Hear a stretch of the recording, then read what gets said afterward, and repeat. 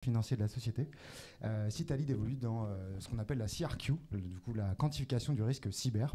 Et c'est un risque qui est assez volatile, qui est connu mais qui arrive un peu en dernier rang. Pour vous donner une information assez récente, connue en tout cas, la meilleure quantification du risque cyber qui a été faite récemment par un acteur coté, c'était Saint-Gobain en 2017 avec NotPetya.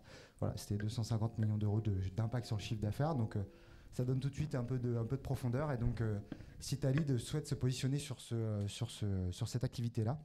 Et donc, concrètement, l'objectif, c'est de développer un outil qui donne de la visibilité aux décideurs sur la quantification de ce risque.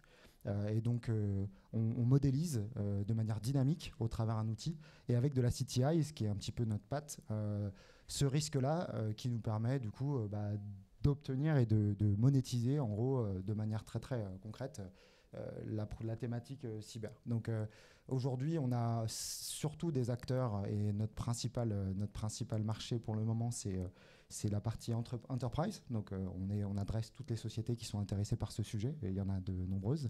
Et donc on a eu la chance d'intervenir ici et de se faire labelliser dans le cadre d'un produit qu'on appelle Sci-Fi, qui est aussi important. Et c'est une fois qu'on a déterminé ce montant-là, on a pas mal de sujets qui arrivent. Il y a la protection, hein, c'est le premier sujet qui est à tacler. Le deuxième sujet, ça va être faire en sorte qu'on puisse anticiper, prévenir et se préparer à la prochaine étape. Et la troisième partie, c'est la partie assurance.